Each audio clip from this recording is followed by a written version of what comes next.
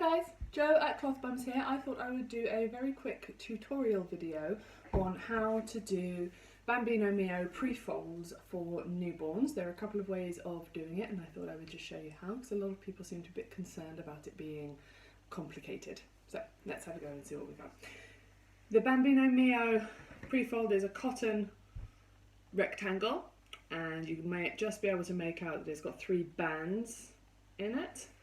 And the easiest fold to do is to have this rectangle facing you horizontally and just fold it in 3 left to right. So fold over in a third and another third over, and that can go inside of one of the Bambino Mio wraps. Lovely double gusseted wrap for containment for newborns. Really great wrap. This is such a great system and a lot of people miss out because they think it's really complicated. So that's one way of doing it. So just horizontally in front of you, fold in a third, fold in a third. But there is another way which offers you more containment and more absorbency. So I thought we'd show you that. Again, you have the flat in front of you horizontally. Take one end of it, left or right, and fold that back roughly into the middle. So you've got about a quarter of it folded in, and then fold in thirds. Now this has given you a nice flat bit here, but a double size or double thickness absorbency which you can put inside your wrap. For girls you want the absorbency to be towards the back, so go in the back of the wrap because the weave runs down. For boys you want that absorbency to be at the front. And a nice thing that you can do for containment of those really wet newborn soggy poos is when you have this loaded at the front, you can open up the back pieces like that. I'll just try and show you here. So that baby would go in here and these bits can wrap around slightly just to give that little bit of extra containment.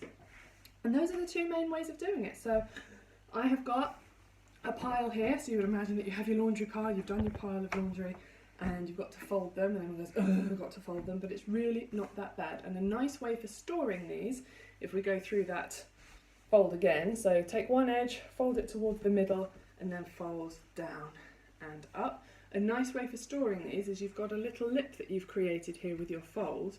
If you tuck one piece into the other, you can see, tucked in, then they hold their shape a lot better in your drawer or cupboard or wherever you're keeping them. So while I do these, I thought I would answer some also other common questions about what to do when you've got newborns and clothing. A lot of people are worried about newborn poo. What do you do with newborn poo? If you're breastfeeding, absolutely nothing. It is very, very, very wet. You're not going to be getting it off, so just throw it in the washing machine and have done with it. Another common question that people ask is about different materials. And again, if we're doing newborn, we're talking newborn stuff. Newborn babies wee and poo so often that it's largely irrelevant. Most of these prefolds will be cotton. Cotton washes nicely and it dries far more quickly than some of the other materials. So bamboo is a lovely absorbent material, hemp is a lovely absorbent material, but the more absorbent a material is, the longer it's going to take to dry. So all I'm doing here with these is I'm just folding a quarter way in so that I can bring back to the halfway line, fold it in thirds and tuck in here.